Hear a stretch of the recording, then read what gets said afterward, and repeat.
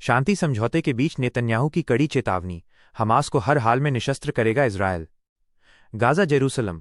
Israel के प्रधानमंत्री Benjamin Netanyahu ने फिलिस्तीनी संगठन हमास को रविवार को साफ शब्दों में चेतावनी दी है कि उसे या तो आसान तरीके से या कठिन तरीके से निशस्त्र डिजाम किया जाएगा। नेतन्याहू का ये बयान ऐसे समय में आया है जब हमास ने अमेरिकी राष्ट्रपति डोनाल्ड ट्रंप की गाजा शांति योजना के कुछ हिस्सों को स्वीकार कर लिया है, जिसमें सभी इजरायली बंधकों की रिहाई शामिल है। नेतन्याहू का कड़ा रुख और गाजा पर नियंत्रण। नेतन्याहू ने स्पष्ट किया कि गाजा से इजरायल की पूर्ण सैन्य वापसी नहीं होगी और ये क्षेत्र इजरायली नियंत्रण में रहेगा। उन्होंने कहा, इजरायली सेना गाजा में जिन इलाकों पर नियंत्रण रखती है उन्हें बनाए रखेगी। योजना के दूसरे चरण में हमास को या तो कूटनीतिक रूप से या हमारी सैन्य कार्रवाई के जरिए निशस्त्र किया जाएगा, या तो आसान रास्ते से या कठिन रास्ते से निपटा दिया जाएगा। बंधकों की रिहाई पर उम्मीद। इजरायली प्रधानमंत्री ने उम्मीद जताई कि आने वाले कुछ दिनों में गाजा से सभी इजरायली बंधकों की रिहाई की घोषणा की जा सकेगी। उन्होंने कहा, हम एक बहुत बड़ी उपलब्धि के कगार पर हैं। मुझे उम्मीद है कि सुक्कोत पर्व के दौरान मैं सभी बंधकों की वापसी की घोषणा कर सकूंगा। उन्होंने ये भी बताया कि इजरायली सेना आईडीएफ अभी भी गाजा पट्टी के गहरे हिस्सों में तैनात है और वहां नियंत्रण बनाए हुए है। हमास ने ट्रंप की योजना के हिस्से किए स्वीकार। शुक्रवार रात हमास ने ट्रंप की गाजा शांति योजना के कुछ हिस्सों को मंजूरी दी। इन स्वीकृत हिस्सों में निम्नलिखित शामिल हैं: युद्ध की समाप्ति, इजरायल की चरणबद्ध वापसी, इजरायली बंधकों और फिलिस्तीनी कैदियों की रिहाई, गाजा में राहत और पुनर्निर्माण कार्य, फिलिस्तीनियों को क्षेत्र से निष्कासन के विरोध में शामिल होना, ट्रंप का अल्टीमेटम और हवाई हमले। अमेरिकी राष्ट्रपति डोनाल्ड ट्रंप ने इससे पहले हमास को अंतिम चेतावनी दी थी कि वो रविवार शाम 6 बजे अमेरिकी समयानुसार तक प्रस्ताव स्वीकार करे, वरना नरक टूट पड़ेगा। ट्रंप ने इजरायल को भी गाजा पर बमबारी रोकने की सलाह दी थी। हालांकि इस चेतावनी के कुछ ही घंटे बाद इजरायल ने गाजा पर हवाई हमले किए, जिनमें रॉयटर्स के मुताबिक 6 लोगों की मौत हो गई, गाजा सिटी में 4 और खान यूनिस में 2। युद्ध विराम पर ट्रंप का दावा। रविवार को ट्रंप ने दावा किया कि इजरायल प्रारंभिक वापसी रेखा पर सहमत हो गया है और जैसे ही हमास इसकी पुष्टि करेगा युद्ध विराम तुरंत लागू हो जाएगा। उन्होंने कहा, हमने जो रेखा तय की है उस पर इजरायल सहमत हो गया है। जब हमास पुष्टि करेगा युद्ध विराम तुरंत लागू होगा, बंधक और कैदी वापसी शुरू होगी और ये 3000 साल पुराने संघर्ष के अंत की दिशा में बड़ा कदम होगा। मिस्र में सोमवार से वार्ता शुरू। इजरायल और हमास की प्रतिनिधि टीमें सोमवार से मिस्र में होने वाली वार्ता में हिस्सा लेंगी, जहां युद्ध विराम और गाजा के भविष्य पर आगे की रूपरेखा तय होने की उम्मीद है। नेतन्याहू ने इन तकनीकी विवरणों को अंतिम रूप देने के लिए एक वार्ता टीम को मिस्र भेजने का निर्देश दिया है। एशिया कप ट्रॉफी विवाद। नौटंकी के बाद पाकिस्तान के मंत्री मोहसिन नकवी ने टेके घुटने, यूएई क्रिकेट बोर्ड को सौंपी ट्रॉफी, बीसीसीआई ने महाभियोग की दी थी चेतावनी। दुबई। एशिया कप 2025 की ट्रॉफी को लेकर भारतीय क्रिकेट कंट्रोल बोर्ड बीसीसीआई और पाकिस्तान क्रिकेट बोर्ड पीसीबी के अध्यक्ष मोहसिन नकवी के बीच मचा बवाल थमने का नाम नहीं ले रहा है। ताज़ा जानकारी के अनुसार एशियन क्रिकेट काउंसिल एसीसी के अध्यक्ष मोहसिन नकवी ने आखिरकार एशिया कप की ट्रॉफी संयुक्त अरब अमीरात यूएई क्रिकेट बोर्ड को सौंप दी है। हालांकि टीम इंडिया को यह ट्रॉफी कब तक सौंपी जाएगी, इस बारे में स्थिति अभी भी साफ नहीं है। ये विवाद 28 सितंबर को दुबई में भारत और पाकिस्तान के बीच खेले गए एशिया कप फाइनल के बाद शुरू हुआ, जिसे टीम इंडिया ने जीतकर खिताब अपने नाम किया था। क्या है पूरा मामला? ट्रॉफी लेने से इनकार।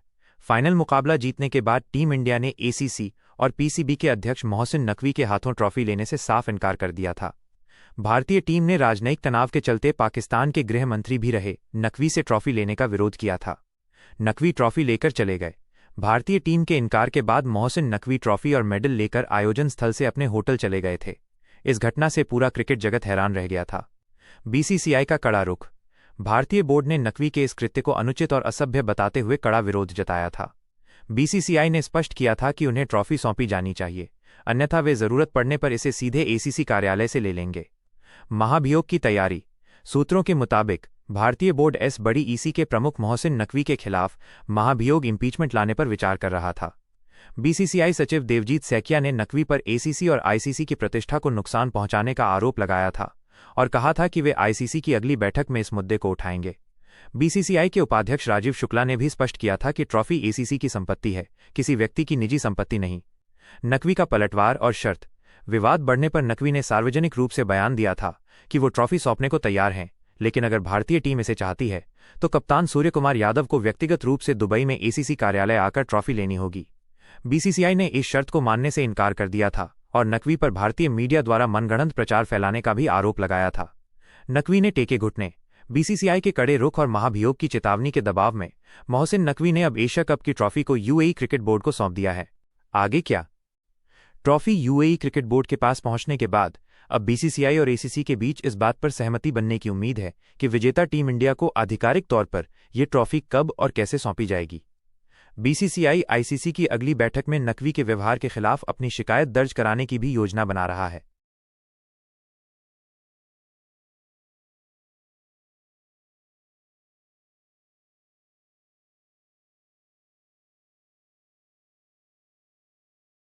राष्ट्रीय स्वयंसेवक संघ आरएसएस के प्रमुख मोहन भागवत ने 2 अक्टूबर को विजयादशमी के अवसर पर नागपुर में अपना वार्षिक भाषण दिया। संघ की स्थापना के 100 साल पूरे होने के कारण यह भाषण विशेष था। भागवत के भाषण के मुख्य बिंदु और मायने। मोहन भागवत ने अपने भाषण में कई महत्वपूर्ण विषयों का जिक्र किया, जिनके निहितार्थों को राजनीतिक विश्लेषकों ने समझने का प्रयास किया है। 1. पहलगाम हमला और राष्ट्रीय सुरक्षा। भागवत ने कहा, पहलगाम हमले के बाद सीमा पार के आतंकियों को भारत की सेना ने पुरजोर जवाब दिया।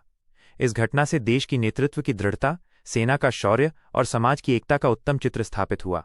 उन्होंने जोर दिया कि भारत सबके प्रति मित्रभाव रखेगा, लेकिन सुरक्षा के प्रति अधिक सजग और समर्थ बनना होगा। मायने। भागवत ने स्पष्ट किया कि राष्ट्रीय सुरक्षा सर्वोपरि है और भारत को अंतर्राष्ट्रीय स्तर पर अपने मित्रों और हितों को समझना होगा। यह बयान सरकार की पिछली कार्रवाइयों का समर्थन करता है और भविष्य के लिए सतर्कता का संदेश देता है। 2. नक्सलवाद पर दृढ़ कार्रवाई और विकास की जरूरत। भागवत ने कहा, नक्सली आंदोलन पर शासन की दृढ़ कार्रवाई हुई और समाज भी उनकी विचारधारा से मोहभंग होने के कारण विमुख हुआ। हालांकि अब उस क्षेत्र में न्याय की स्थापना, विकास, सद्भावना और सामरस्य लाने के लिए सरकार और समाज दोनों को योजनाएं चलानी होंगी, क्योंकि अभाव ही उग्रवादी ताकतों के पनपने का कारण बनता है। मायने। ये स्वीकार किया गया कि केवल दमन से नक्सलवाद खत्म नहीं होगा, बल्कि सामाजिक आर्थिक विकास और न्याय की स्थापना आवश्यक है। ये सरकार को उन क्षेत्रों में शासन और प्रशासन को और अधिक प्रभावी बनाने का एक परोक्ष संकेत है। 3. पड़ोसी देशों की अस्थिरता और जेन जी का असंतोष। भागवत ने कहा, श्रीलंका, बांग्लादेश और नेपाल जैसे पड़ोसी देशों में उथल पुथल दिखी है, जो तब होती है जब प्रशासन संवेदनशील और लोकाभिमुख नहीं रहता। उन्होंने ये भी कहा कि हिंसक क्रांतियों से उद्देश्य प्राप्त नहीं होते, बल्कि अराजकता पैदा होती है, जिसका फायदा बाहरी स्वार्थी ताकतों को मिलता है। नेपाल में जेन जी जनरेशन जेड के नेतृत्व में हुए हिंसक प्रदर्शनों का जिक्र करते हुए उन्होंने एक उल्टी और घातक विचारधारा वाले नए पंथ के उदय की चिंता जताई, जो भारत में भी पैर पसारने की कोशिश कर रहा है। हालांकि उन्होंने ये भी कहा कि भारत की नई पीढ़ी में देशभक्ति और संस्कृति के प्रति आस्था बढ़ी है। मायने। राजनीतिक विश्लेषकों राधिका रामसेशन, नीलांजन मुखोपाध्याय का मानना है कि ये बेरोजगारी और आर्थिक विफलता के कारण भारत के युवाओं में पनप रहे असंतोष पर संघ की चिंता को दर्शाता है। ये सरकार के लिए एक संकेत है कि वो युवाओं की समस्याओं पर ध्यान दे, ताकि पड़ोसी देशों जैसी उथल पुथल भारत में न हो। नीलांजन मुखोपाध्याय के अनुसार आरएसएस को चिंता है कि किसी भी समय विद्रोह हो सकता है। खास समुदाय और धार्मिक सहिष्णुता पर जिक्र। भागवत ने कहा, भारत की परंपरा सब प्रकार की विविधताओं का स्वागत और स्वीकार करती है। उन्होंने मुसलमान और ईसाई समुदायों की ओर इशारा करते हुए कहा कि उनके धर्म को स्वीकार करने वाले लोग हमारे अपने बंधु हैं। उन्होंने छोटी बड़ी बातों पर या संदेह के कारण कानून हाथ में लेने, गुंडागर्दी और हिंसा करने की प्रवृत्ति को गलत बताया। उन्होंने कहा कि ऐसी घटनाओं को योजनापूर्वक करवाया जाता है। मायने। विश्लेषकों के अनुसार मोहन भागवत का ये बयान संघ और उससे जुड़े संगठनों पर अक्सर लगने वाले धार्मिक असहिष्णुता फैलाने के आरोपों की पृष्ठभूमि में आता है। नीलांजन मुखोपाध्याय का कहना है कि ऐसे बयानों का तब तक कोई खास महत्व नहीं है जब तक आरएसएस अपने तंत्र के उन लोगों के खिलाफ कार्रवाई नहीं करता जो अल्पसंख्यकों को निशाना बनाते हैं। राधिका रामसेशन के अनुसार संघ प्रमुख को विश्व हिंदू परिषद और बजरंग दल जैसी इकाइयों को पाठ पढ़ाना चाहिए। वो ये भी कहती हैं कि हिंदू धर्म में जातिगत भेदभाव के कारण ही लोग अन्य धर्मों को अपनाते हैं और संघ को इन मुद्दों पर ध्यान देना चाहिए। बीजेपी के प्रति नरम रुख। पिछले कुछ सालों से आरएसएस प्रमुख के भाषणों को केंद्र सरकार के लिए एक संदेश के रूप में देखा जाता रहा है। इस बार के भाषण में बीजेपी की आलोचना या कटाक्ष का अभाव दिखा। राधिका रामसेशन के अनुसार नरेंद्र मोदी जैसे प्रधानमंत्री आरएसएस को जल्दबाजी में नहीं मिलने वाले हैं, क्योंकि वो संघ का एजेंडा पूरी तरह से पूरा कर रहे हैं, जैसे राम मंदिर, अनुच्छेद 370। संघ की भूमिका एक समन्वयक की है और उसका रुख है कि बीजेपी सरकार को सार्वजनिक तौर पर चेतावनी न दी जाए। नीलांजन मुखोपाध्याय मानते हैं कि आरएसएस के वैचारिक उद्देश्य सरकार द्वारा काफी हद तक लागू किए जा रहे हैं, जैसे राम मंदिर, अनुच्छेद 370 का खात्मा। हालांकि वो ये भी याद दिलाते हैं कि पिछले लोकसभा चुनावों में आरएसएस पहले जितना सक्रिय नहीं था और चुनाव परिणामों ने आरएसएस की जरूरत को दर्शा दिया। बावजूद इसके भागवत ने इस बारे में कोई बात नहीं की, जिसे लगता है कि उन्होंने इस मंच को संघ और बीजेपी के बीच के मुद्दों को सुलझाने का अवसर नहीं माना। इस प्रकार मोहन भागवत का शताब्दी वर्ष का भाषण राष्ट्रीय सुरक्षा, आर्थिक सामाजिक विकास, युवा असंतोष और धार्मिक सहिष्णुता जैसे महत्वपूर्ण विषयों पर संघ के दृष्टिकोण और सरकार के लिए एक परोक्ष संदेश को सामने रखता है। बिहार चुनाव सीईसी ज्ञानेश कुमार ने की तैयारियों की समीक्षा, दिए कई महत्वपूर्ण निर्देश। मुख्य चुनाव आयुक्त सीईसी ज्ञानेश कुमार की अध्यक्षता में रविवार को पटना में एक प्रेस कॉन्फ्रेंस आयोजित की गई, जिसमें बिहार विधानसभा चुनाव की तैयारियों की समीक्षा के बाद महत्वपूर्ण घोषणाएं की गईं। चुनाव आयोग की टीम 2 दिवसीय दौरे पर बिहार में थी। मुख्य घोषणाएं और निर्देश। 1. वोटरों की संख्या सीमित। बिहार चुनाव में इस बार किसी भी मतदान केंद्र बूथ पर 1200 से ज्यादा वोटर नहीं होंगे। पहले ये संख्या 1500 तक रखी जाती थी। 2. 100% वेबकास्टिंग। सभी 90,000 पोलिंग बूथों पर 100% वेबकास्टिंग होगी। 3. विधानसभा चुनाव की समय सीमा। बिहार विधानसभा का कार्यकाल 22 नवंबर 2025 को समाप्त हो रहा है। इसके पहले चुनाव संपन्न करा लिए जाएंगे। 4. चुनाव आयोग का दौरा।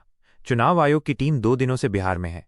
इस दौरान उन्होंने राजनीतिक दलों के प्रतिनिधियों, सभी जिलों के डीएम, एसपी, डीआईजी व आईजी के साथ साथ प्रवर्तन एजेंसियों के नोडल अधिकारियों, मुख्य सचिव, डीजीपी और विभिन्न विभागों के अधिकारियों के साथ बैठकें की। 5. बूथ लेवल एजेंट्स बीएलए की ट्रेनिंग। पहली बार बूथ लेवल एजेंट्स बीएलए की ट्रेनिंग दिल्ली में हुई है। 6. बूथ लेवल ऑफिसर बीएलओ के लिए पहचान पत्र। बूथ लेवल ऑफिसर बीएलओ को भी फोटो आईडी कार्ड उपलब्ध कराया जाएगा ताकि मतदाता उन्हें आसानी से पहचान सकें। 7. पोलिंग बूथ पर मोबाइल की सुविधा। सभी 90,000 पोलिंग बूथों पर यह सुविधा होगी कि मतदाता पोलिंग बूथ के कमरे के बाहर मोबाइल जमा करके वोट डाल सकते हैं। पहले मोबाइल घर या कहीं और छोड़कर आना होता था। 8. वोटर स्लिप में बदलाव। मतदाताओं को दी जाने वाली वोटर स्लिप पर बूथ की संख्या बड़े अक्षरों में होगी, जिससे बूथ ढूंढना आसान होगा। 9. वोटर लिस्ट शुद्धिकरण।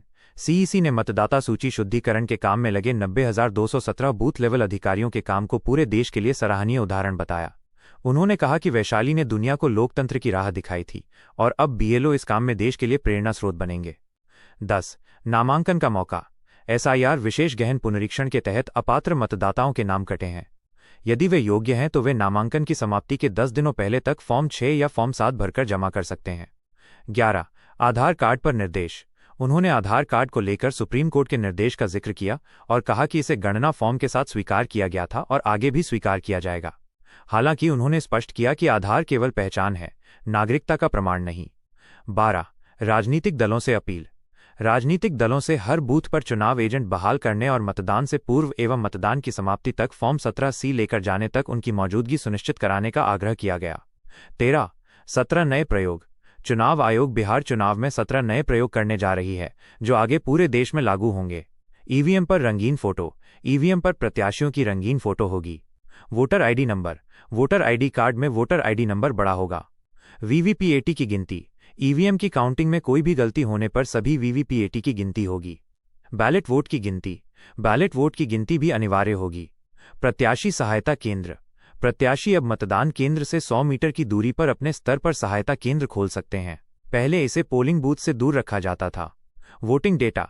कितने लोगों ने वोट किया, इसकी जानकारी चुनाव खत्म होने के कुछ दिनों के भीतर ही मिल जाएगी।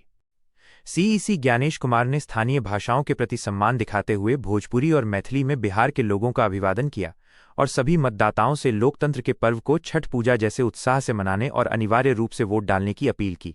महाराष्ट्र के किसानों को राहत देने के लिए शिरडी में हाई लेवल मीटिंग। शाह ने फडणवीस, शिंदे और पवार से की 45 मिनट तक चर्चा। शिरडी, महाराष्ट्र। महाराष्ट्र में हाल ही में हुई असामयिक और अत्यधिक बारिश के कारण कृषि उत्पादन को हुए भारी नुकसान और किसानों के लिए तत्काल वित्तीय सहायता के मुद्दे पर केंद्रीय गृह मंत्री अमित शाह ने शनिवार देर रात शिरडी में एक उच्च स्तरीय बैठक की। ये बैठक शिरडी के एक होटल में महाराष्ट्र के मुख्यमंत्री देवेंद्र फडणवीस और दोनों उप मुख्यमंत्रियों एकनाथ शिंदे और अजित पवार के साथ हुई।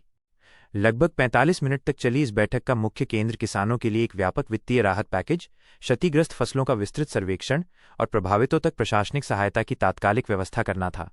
बैठक के मुख्य बिंदु। किसानों को तत्काल वित्तीय राहत। चर्चा का मुख्य विषय हाल की भारी बारिश से प्रभावित किसानों को जल्द से जल्द वित्तीय सहायता पहुंचाना रहा। अमित शाह ने अधिकारियों को निर्देश दिया कि राहत राशि सीधे प्रभावित परिवारों के खातों में पहुंचाई जाए, जिससे प्रक्रिया में पारदर्शिता और गति सुनिश्चित हो सके। फसलों के नुकसान का आकलन। बैठक में फसलों के नुकसान का जिला वार मूल्यांकन करने की प्रक्रिया की समीक्षा की गई। राहत वितरण पर चर्चा। राज्य आपदा राहत कोष एसडीआरएफ से सहायता वितरण की प्रक्रिया और केंद्र सरकार की ओर से संभावित विशेष राहत पैकेज के मसले पर भी विचार विमर्श हुआ। प्रभावित क्षेत्र और फसलें। जानकारी के मुताबिक मराठवाड़ा, विदर्भ और उत्तरी महाराष्ट्र के कई हिस्सों में धान, कपास, सोयाबीन और गन्ने की फसलों को भारी नुकसान पहुंचा है। हजारों एकड़ भूमि पर खड़ी फसलें नष्ट हो गई हैं, जिससे ग्रामीण अर्थव्यवस्था पर गहरा संकट आ गया है। अन्य प्रशासनिक मुद्दे। किसानों की समस्याओं के अलावा बैठक में राज्य में विकास परियोजनाओं की प्रगति और अन्य महत्वपूर्ण प्रशासनिक मुद्दों पर भी समीक्षा की गई। बड़े राहत पैकेज की संभावना। सूत्रों के अनुसार ये बताया जा रहा है कि राज्य सरकार जल्द ही किसानों के लिए एक बड़ा राहत पैकेज घोषित कर सकती है। इस पैकेज में मुआवजा, बीमा दावों का त्वरित निपटान और ब्याज मुक्त ऋण जैसी सुविधाएं शामिल होने की संभावना है। केंद्रीय गृह मंत्री अमित शाह ने रविवार को सार्वजनिक रूप से ये आश्वासन भी दिया कि प्रधानमंत्री नरेंद्र मोदी के नेतृत्व में केंद्र सरकार महाराष्ट्र के बारिश प्रभावित किसानों को हर संभव सहायता प्रदान करेगी। उन्होंने राज्य सरकार द्वारा किसानों की मदद के लिए की गई पहल की भी सराहना की। अमित शाह 2 दिवसीय महाराष्ट्र दौरे पर हैं और इस दौरान वे अहिल्यानगर जिले में सहकारिता क्षेत्र से जुड़े कार्यक्रमों में हिस्सा लेंगे और किसानों को संबोधित करेंगे। शिरडी में ये उच्च स्तरीय बैठक महाराष्ट्र की मौजूदा स्थिति और आगामी राहत उपायों के लिए महत्वपूर्ण मानी जा रही है।